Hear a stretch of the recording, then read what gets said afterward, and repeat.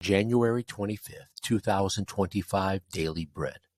1 Kings, chapter 14, verse 21 through 31. Key verse 22. Title, Rehoboam, King of Judah. Rehoboam, son of Solomon, was king in Judah.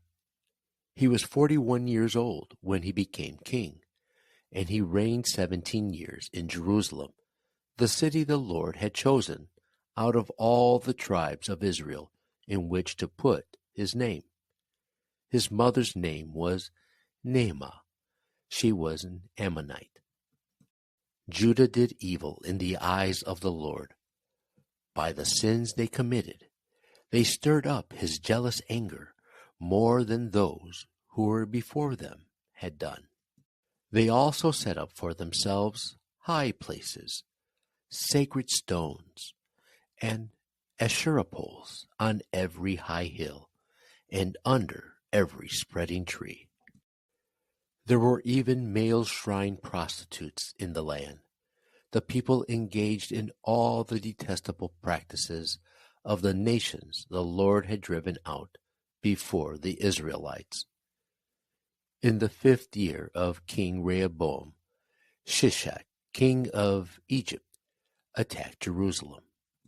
He carried off the treasures of the temple of the Lord and the treasures of the royal palace. He took everything, including all the gold shields Solomon had made.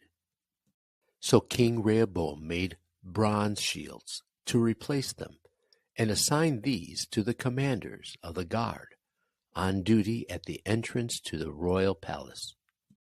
Whenever the king went to the Lord's temple, the guards bore the shields, and afterwards they returned them to the guardroom. As for the other events of Rehoboam's reign and all he did, are they not written in the book of the annals of the kings of Judah? There was continual warfare between Rehoboam and Jeroboam. And Rehoboam rested with his ancestors and was buried with them in the city of David. His mother's name was Naamah. She was an Ammonite, and Abijah his son succeeded him as king. Daily Bread Message. Rehoboam was King David's grandson and Solomon's son. He had all the advantages anyone could hope for. He knew David's heart for God and Solomon's God-given wisdom. By all accounts, he should have been a great king. But he forgot God's grace, and he slid into sin. As a nation's leaders go, so goes the nation. Judah also sinned greatly against the Lord. They stirred up the Lord's jealous anger more than any had before them. They engaged in all sorts of idolatry. The Lord had set the people of Judah apart from the other nations. They were to be his own.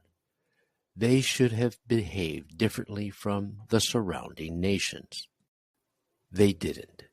They ended up adopting the wicked practices of the nations the Lord had told them to drive out.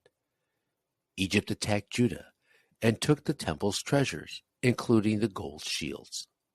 Rehoboam replaced them with bronze shields. Everything looked the same, but it was all whitewash. Inside, the cup was filthy. Sin corrupted Rehoboam. Sin also corrupted the whole nation. Because of this, they were objects of God's wrath. Prayer. Father, when we forget your grace, we also forget you. Help us to hold on to your word and to have you in our hearts at all times. One word.